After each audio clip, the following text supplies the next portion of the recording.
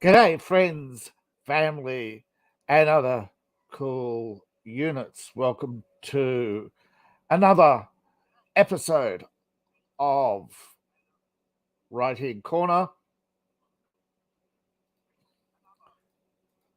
Today we're talking about AI tools for writing. Now, there are various, off to a slow start. There are various AI tools out there. Some of them are new, some of them have been around for a while. Some of them I don't think people actually know they are AI. Now, before we get going, if you're new to the channel, please subscribe. If you haven't subscribed already, of course, share the video, get the message out there. And of course, if you want to support the channel, the links are in the description below. Now, recently, I have become an affiliate of ProWritingAid, but it is not the only AI tool I use, and it's not the only AI tool out there. Greetings to Rumble and my followers on Rumble. Thank you for your support. And of course, your generous donations, greatly appreciated. And of course, you can also join me on Locals. Now, according to Hive, of course, they are one of the best AI writing tools out there. Now, full disclosure, I haven't used Hive. I do not know that much about Hive. But for them to say they're the best, I mean, it's advertising, right? Everybody has advertised themselves as the best at one time or another. But of course, you need to pick the AI tool that works for you. Now, HiveMind is pretty much part of a package.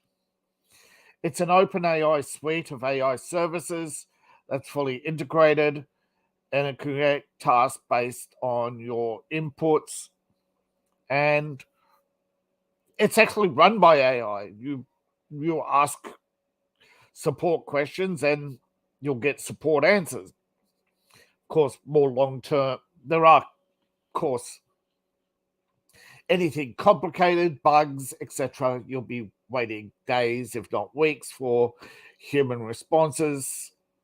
You know, it's every AI company out there is so over-reliant on their own tools that, well, I should say all of them, but genuine so-called AI companies seem to pretty much be run by investors who want the most out of AI by having virtually no employees.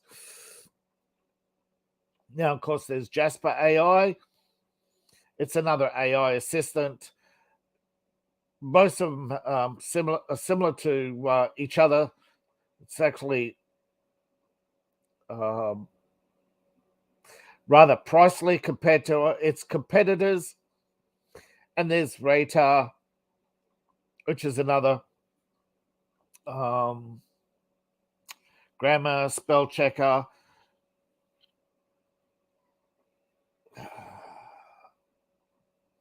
There's paraphrasing tool, ChatGDP, which I believe is also now no longer free, though it's open source. I don't think there's Quillbot,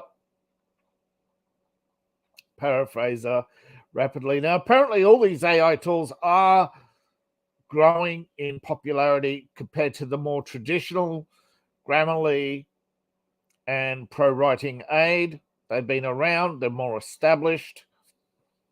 I use both Grammarly and ProWritingAid. I believe that I've mentioned both of these tools before as writing tools because pretty much they're more writing tools than than AI. But generally,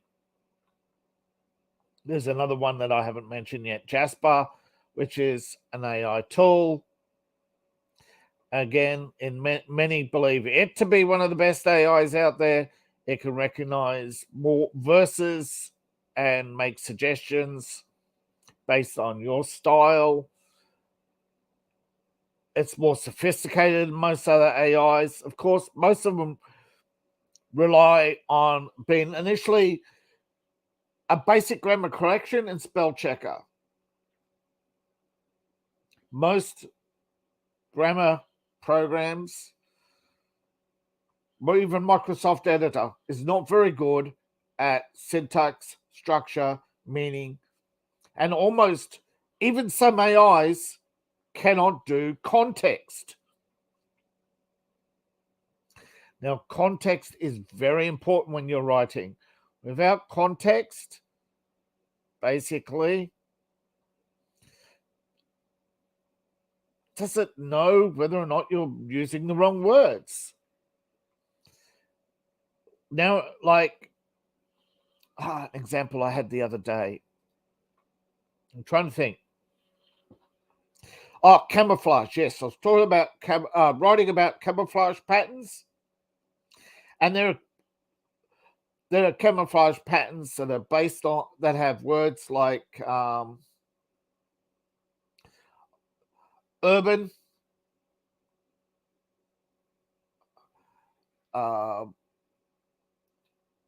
what's the other one? Well, urban. You got urban, woodlands, pattern 58, disruptive pattern, open sea disruptive pattern, Atlantic disruptive pattern, and it couldn't decide between where to put the and the, and then it started getting Atlantic should be capitalized but not disruptive pattern, and then it goes back and says so. Some AIs struggle with nouns used as proper between proper nouns and just nouns when you're using lists, and it just seems to throw confusion too when if you make a long list, it prefers bullet points, which I guess formal writing, it seems to be stuck in formal. A lot of grammar programs, particularly Microsoft, are stuck in formal mode. And really, some of them really try to sculpture fiction into very formal and reduce your language level. Like, instead of like words like majority, even majority, replaced with the most. Instead of saying the majority of people, the most people. Why they want to reduce everything to 8th grade reading level, I do not know. Apparently, ever since the popularity of Harry Potter, it's become more and more enforced. I noticed a trend too with tags. Some of them want to remove tags. Now, tags, like said, whispered, announced. There's a trend in some universities to do away with trending tags like said, with whispered and shouted, with more versatile tags. There's also a trend in a lot of writing to basically have the dialogue. I'm on my way to a meeting, he said. Full stop. Not as he's. So doing away with as. So tag as I am. So I'm on my way to a meeting. He said, full stop. He walked to his car.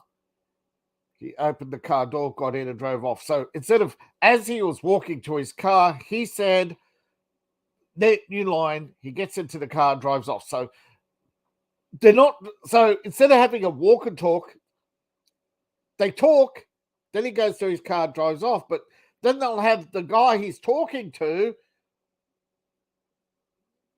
tap on the window. It's just like, oh, he talked to me, he walked to his car. Then, this, it's so Harry met Sally or Harry Potter or any of those who completely eliminate any word with more than one syllable. 8th grade reading, I do not understand this American trend, and it's definitely an American trend. Like, there are way more tags to use than just said, but the enforcement of said, although some universities want to diversify and push a greater use of the broader English language, because there are just so much more to use. But of course, the different AI tools, they don't always support this trend. Now, the reason why I brought up AI now, particularly the use of AI tools, is that many of them are now getting more and more sophisticated to the point where you describe the story you want and the AI writes it. You aren't the writer. You are composing stories by the assembly of fragments of other writers' work. The way AI works is that it breaks up existing works into fragments. Basically, each scene, usually try to break it down into just the interaction between two people, two or three people. I don't exactly know the process behind every decision tree, but apparently there's different types of decision trees where they've constructed, where they take different writings and different works by different orders, and they create the basics of he said, she said. And you have the different, I like you, I hate you, I just met you, parting ways, convincing, etc. So the different themes and the different breakdowns of conversations, you have all the little alternatives. And these databases grow and grow and grow. They're not like your traditional database where you have, product, product number, title, etc. They have each database, they have the keyword. Each keyword has its own database of dialogues. So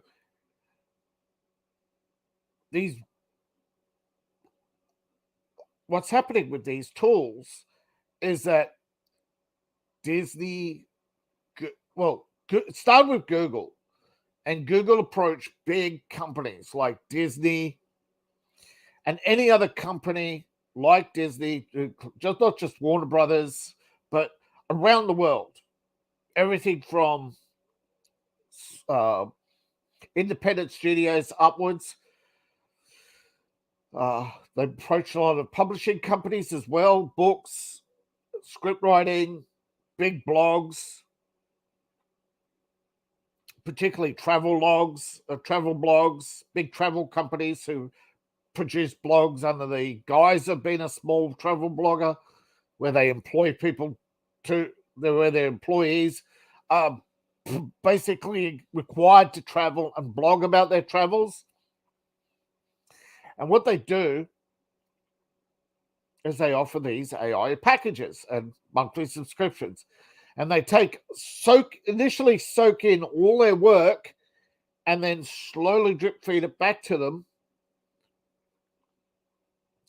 So you have the travel writer pretty much, and just saying where they went, what they did, and the most popular articles will be rewritten, reanalyzed to insert them into the story. And these actually go back to when AI first conceived. You had Marvin the Android. I'm talking about software AIs back in the 80s and 90s. Marvin the Android. I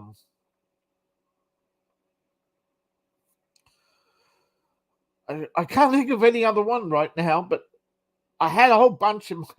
I can't keep too many tabs open, unfortunately. But Marvin the Paranoid Android was actually an AI personality simulator of Marvin the robot from Hitchhiker's Guide to the Galaxy. And based on your input, it would identify the nouns, break down the subject, and pretty much, you depress me, babblefish depress me, talking about cars depresses me. Can we talk about something other than tea, please? It was funny, but it gave insight into breaking down language. And as computers were able to store more data, process more data, programs were able to get bigger, AI became more sophisticated, supercomputers were starting to,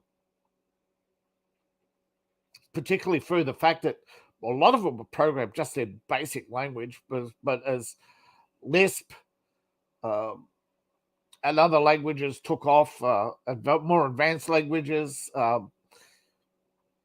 they become more accessible to programming, but it's reverting backwards. But there's that period of AI development in the early days where pretty much the basics of AI were there, and really, when Microsoft Word really took off, that is when they started to take interest in AI, because to break down language took the idea of just going from a basic spell checker to checking grammar, because grammar is one of those absolute nightmares to learn, absolute nightmares to break down. The rules, the books and the rules, subject,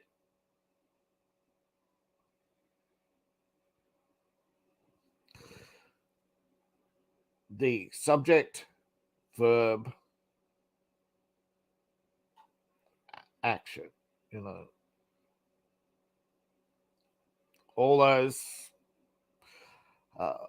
predicates, objects, adjectives. And of course, as you know, in a lot of formal language, adjectives are forbidden. And you notice in a lot of writing these days, adjectives, descriptions getting cut down. So particularly formal language, particularly you go back even the 90s with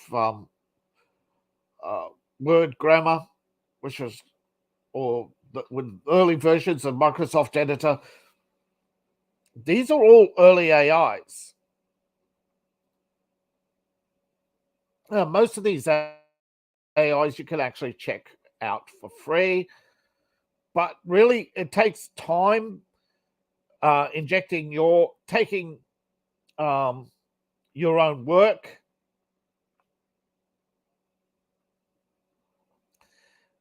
but all of them are about optimizing according to the rules that the AI is. It's not optimizing for you. Most of them are optimizing for what they call the lowest common denominator. They're trying to put out packages based on either how much you write, how often you write, but really they're pushing up to I mean, you can be spending hundreds of dollars a month. These are tailored towards journalists, script writers, and occasionally you'll get some people who've tested this out on tested OpenGDP and other AI bots. And of course, if you've been on Twitter lately, which is where most of you have clicked this link from, you probably noticed that they've been advertising for different AIs, OpenAI, AI Friend. I believe Jasper has actually been advertised. I'm not sure if it was Jasper. Well, I did see also one for Jasmine, so I'm hoping I'm not confusing the two. These are AI companions. Of course, they're all bare basic from OpenAI, and you can feed your own manuscripts into them, and they'll read it to you. They'll correct your mistakes. They'll pick up obscure grammar. I mean, because a lot of these OpenAIs, they are all the same. They're pretty much shelled from writing tools. Now, of course, I haven't experienced them all because there's some like Copy AI are pretty much drafted for journalists. These are it's a high volume marketing tool and journalism in inference, context, preferences, deep learning.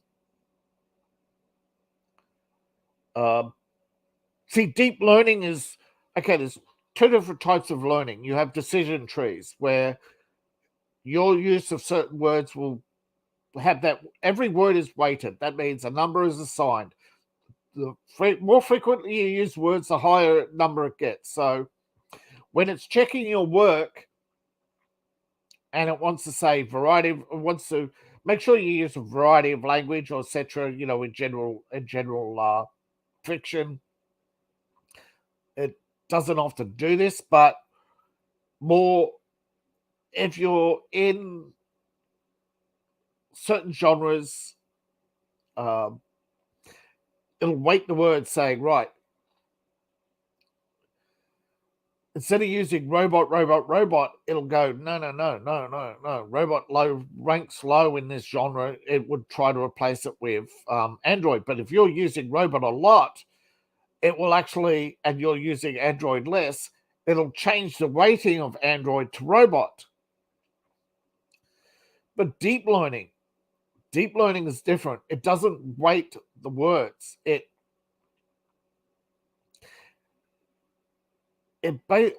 does use weighting, but it also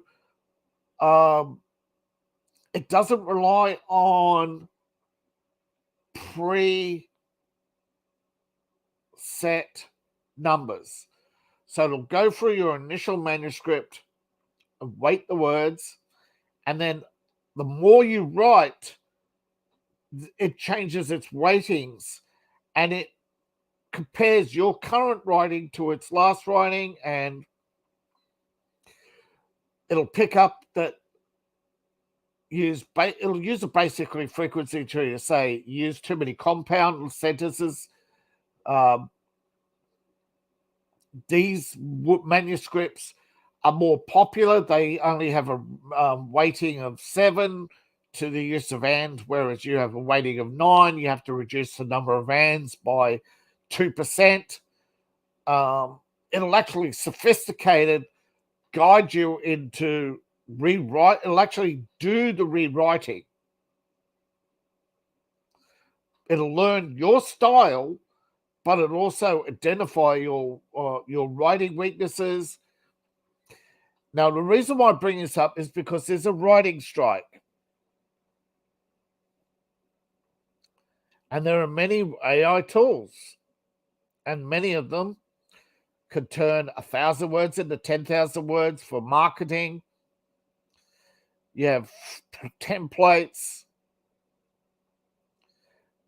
You have software that could claim to write stories complete from over 500 topics optimized for search engines, for blogs, or you have marketing tools which identify the key language replacements of your, so it changes your style from you to the lowest common denominator. That is the most common and most popular words in use today, which of course will pretty much wipe out most big words, even automatic optimization and high performance.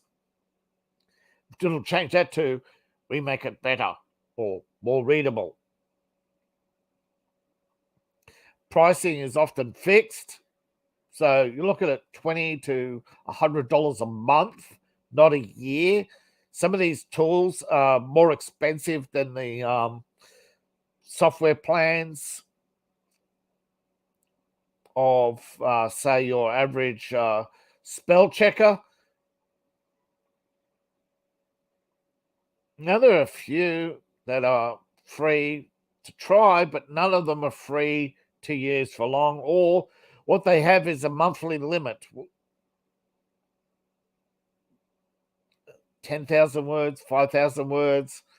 Some have budget plans or share plans. You know, if you say you're a company, you can bulk buy a license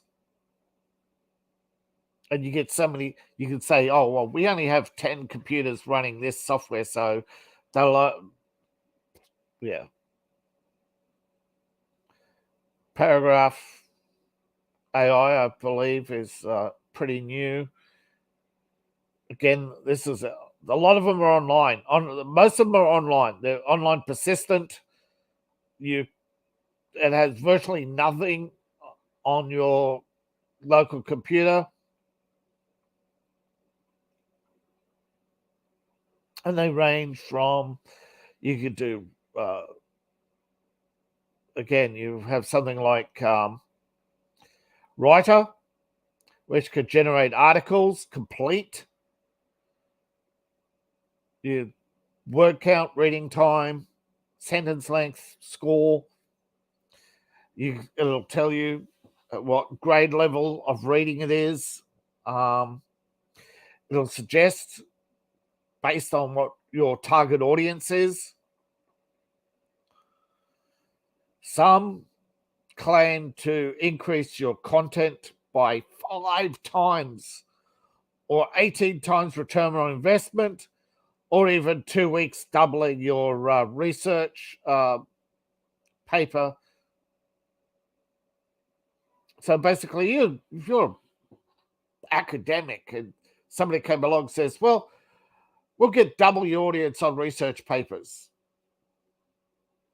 I mean, that's gold in university, because in a university, you're not paid unless, you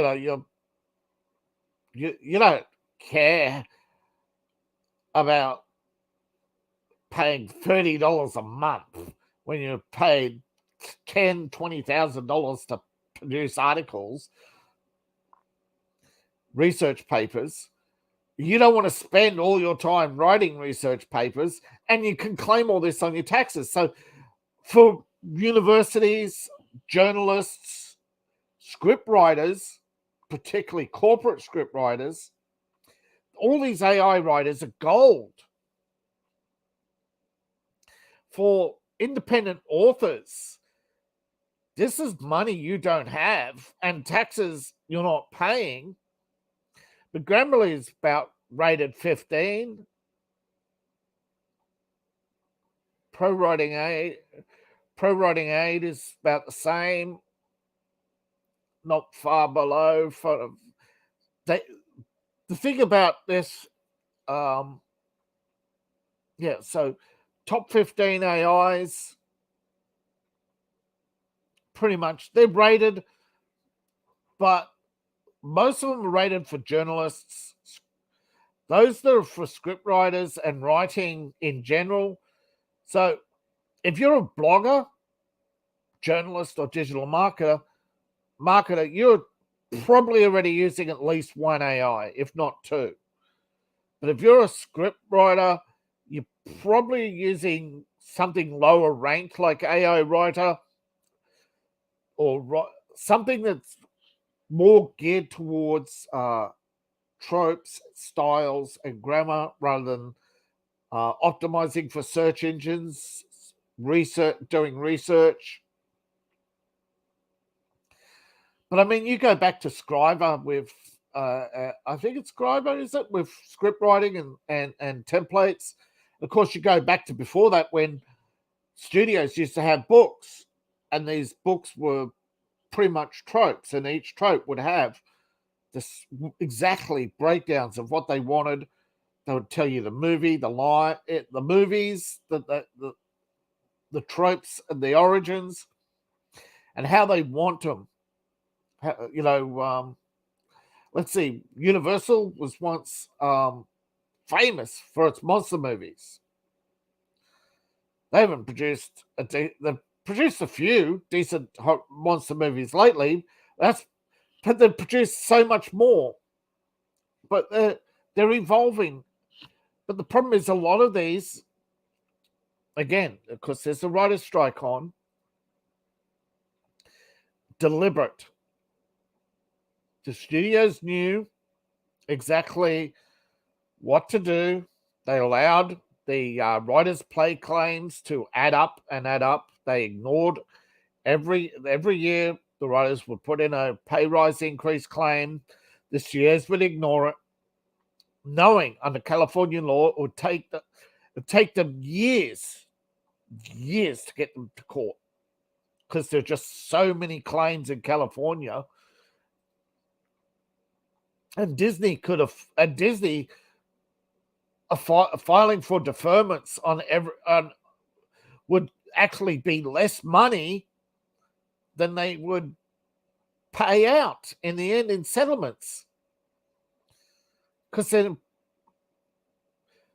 courts, in the interest of justice and in other words, the usual lie where the system says, right, you guys are running out of money, you can't afford lawyers anymore, and Disney's got more money than you, the writers would pretty much run out of money before they could get to settle the case. I don't like this idea, but it's just how it works right now. So they deferred until the judges said you can't defer any longer. You've used every excuse legally to defer the case.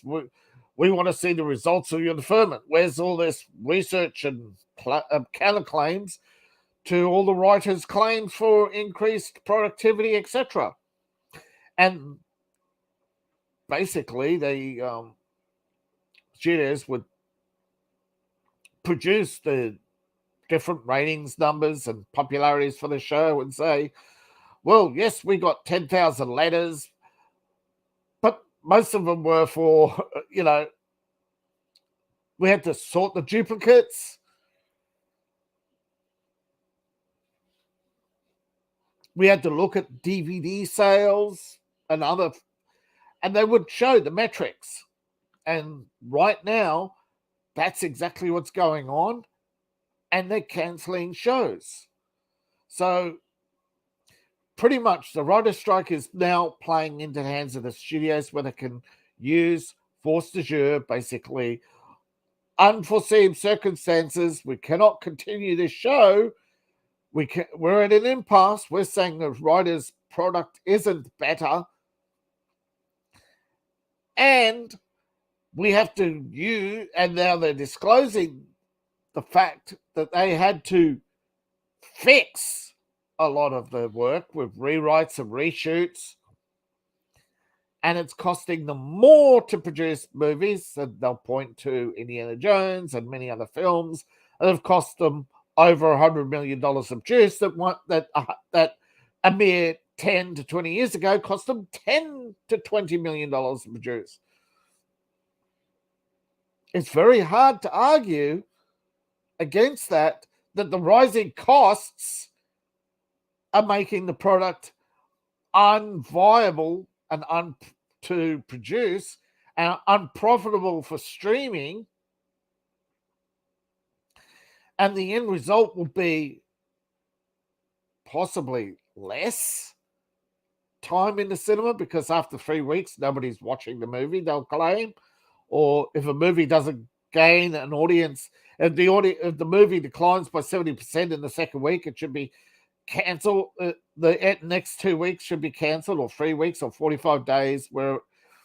And other movies, they want to say, right, it's so popular that we want 90-day extensions, automatic, extensions.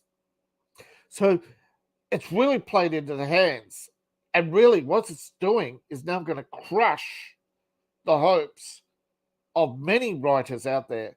I mean, you look how many books there are that haven't been adapted yet.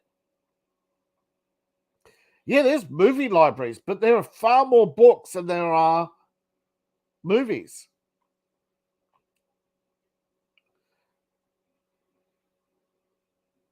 Now, and for me, having pre-COVID offer rescinded, and now completely ratcheted by corporate greed. What hope? I don't want to pull the rug. I still want hope that we can find a balance between AI reading tools that say, right, particularly for me, I hate admitting to language difficulties that have me labeled as autistic. And I hate the label neurodivergent. Again, it's a box. Why do you want to throw millions of people into a box? I have a language problem. From here to here, even. But from here to here, between the images in my head and the writing, I have to describe it. I have to go through the descriptions, the dialogue, and it takes many attempts. And could you imagine using an AI tool with deep learning and word weighting? It'll go woo all the time, and it'll be like, it won't know what style, because I want my work to come from me, but at the same time, I want you to be able to understand my work. And to do that, I need an AI that will give me that readability. I don't want it to change my work. I don't want it to always suggest changes or improve my writing. But at the same time, I want to improve myself, to improve my ability to write, my ability to take the galaxies, the worlds, the empires in my head and put them onto paper in a way that you can understand. And that is why I do look at AI writing tools. And I would love to test them all for you, but that would be hundreds of dollars a month to give you a unbiased assessment and give you a comparison of my work and say, here's my original, here's what the different AIs come up with. Until we get comparisons like that, I would stick to Grammarly and ProWritingAid. And I am an affiliate of ProWritingAid, and the link is in the description if you want to try it out. Grammarly is more is a writing assistant, a tone detector. Your tone makes impact. Do you want it to be happy, sad, Do you want to be forceful? But free, you can use it as a free spell checker. Of course, it could generate citations, could check for plagiarism, could check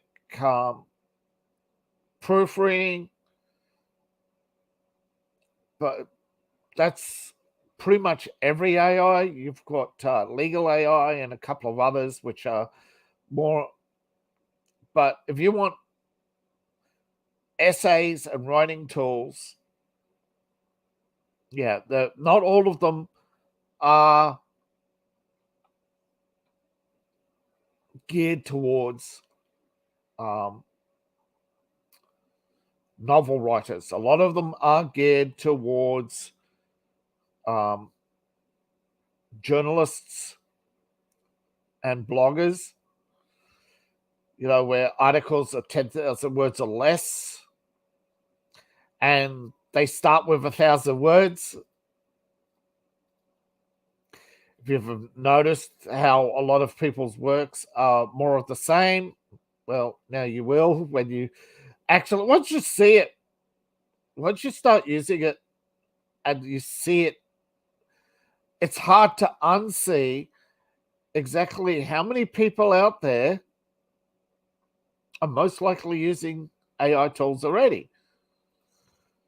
When you particularly read a lot of articles, and it's sad. It's sad that it's going to take a lot of people put out of work before a lot of people realize that a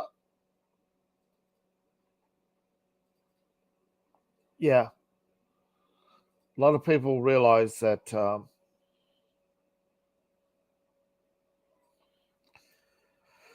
lot of people are going to lose work, and it's just going to get worse. I mean, AI lawyers, AI doctors, AI politicians, political parties are going to political parties. Why would you want to spend money on pollsters when you get an AI to analyze articles and analyze articles about you and read the public mood? Tailor your political speeches to your target audience.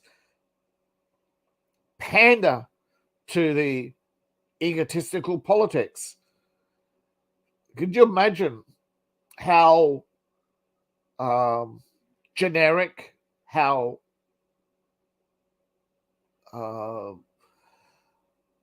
just imagine, right? You took all the bestsellers and said, right, we're now going to all make them in the style of Harry Potter. Could you imagine that? No variety, none whatsoever. Every character is Harry Potter. Harry Potter, smug. Look at the Harry Potter. Hermione is a smug Harry Potter. Ron is a cowardly Harry Potter.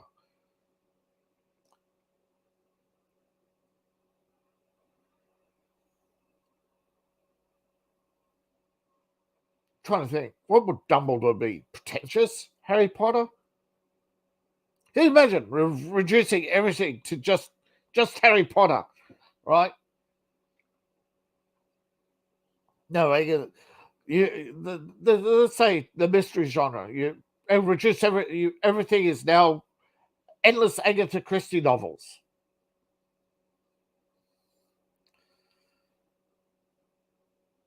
The variety all gone. That's what AI will reduce everything to the lowest common denominator. It'll take away your style. The only people with style will be those who can afford the expensive deep learning AIs that learn your style and rate the words you use more often, and then compare that to your past works. And so it'll initially improve your grammar, and then make suggestions based on the tropes you use, and then slowly it learns your style. And so here's the problem. Any changes you make to your style, any maturity in your growth is character, no, as your writer, your career will be flatlined. Even those advanced tools. It's different, see, a career starts here, goes up, comes down, but let's say you get to here and you're using AI tools. Perhaps if it studied your best works, maybe your career will go up and plateau.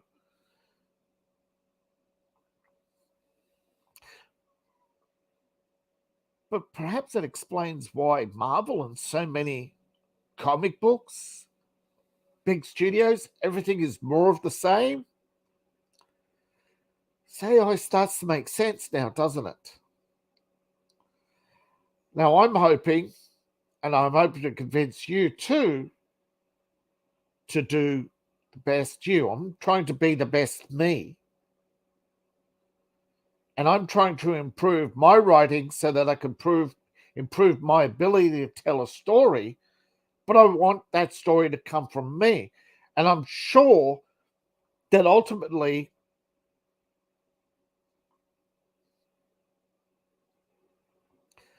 it's like, why do people go to certain plays? They love that play. The play often represents the best work. Like, look at the handful of plays that we learn about from William Shakespeare. But he's produced a lot of works, but we only see the few because we see his best. But his fans read it. His fans will dig into, As You Like It. Most people know Romeo, Juliet, As You Worth, Much Ado About Nothing, Othello, and As You Like It. But there is much more, and there are lots of plays that are very similar that over time he's evolved. Could you imagine if William Shakespeare was around now and had an AI, and after about 6 or 7 plays, it'll all be drowned out, wouldn't it? You wouldn't have...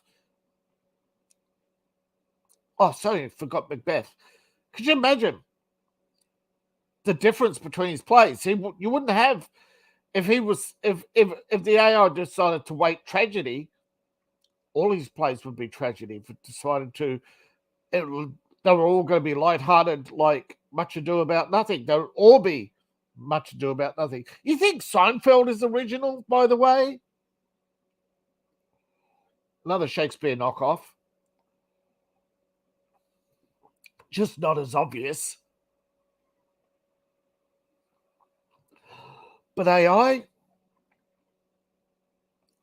it has marvelous applications for writing. Marvelous applications for each and every one of us to be able to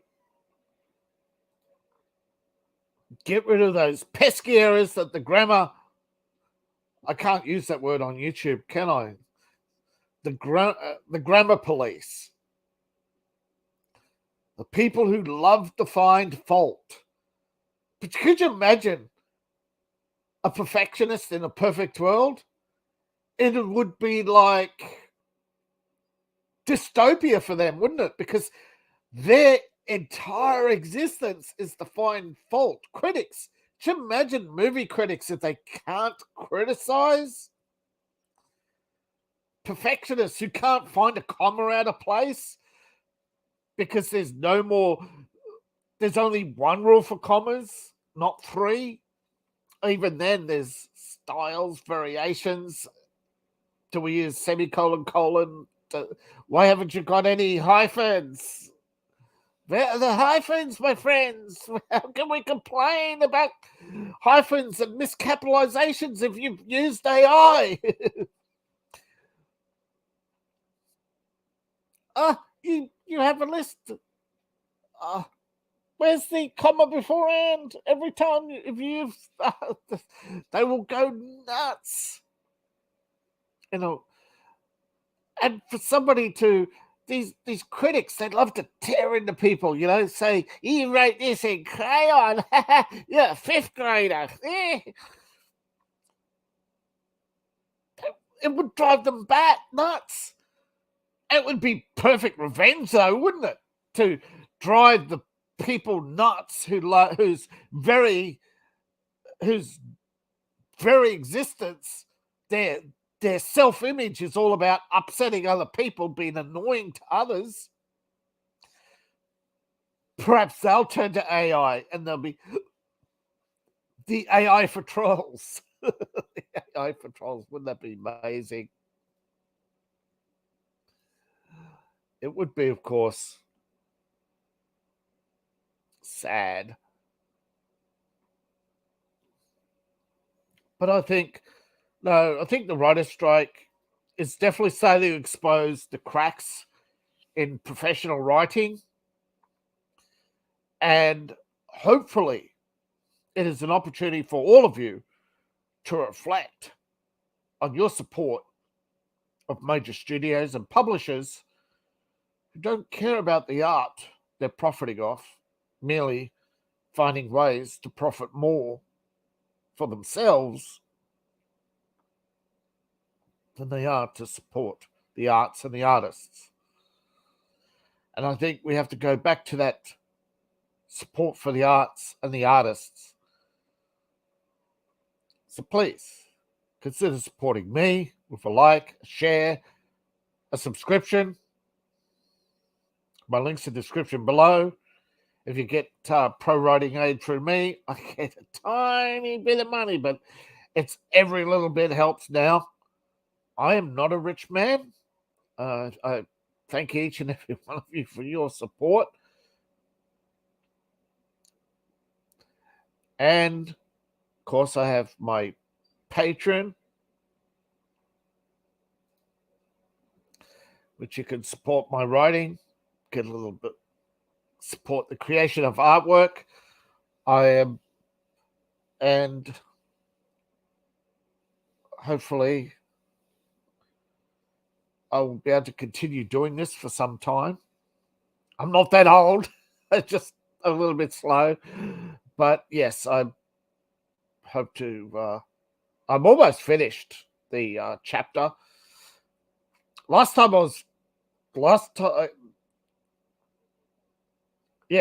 in April. Yeah, I finished early. Started. It's taken me... See, the thing is, sometimes when I finish a chapter early, the next chapter takes longer. It's you never know. I didn't catch up and get ahead. I'm still... But you never know. You never know. Maybe I need a few long months. And hopefully I'll buy myself some breathing space and get some more, catch up on some more work and get some more work done. But I try not to use any writing improvements, just sticking to spell checking and grammar. I want you to get from me my story as I see it, as told to me by Cade and his associates. Thank you all for listening. I appreciate each and every one of you. And I'll see you all next time. Bye now.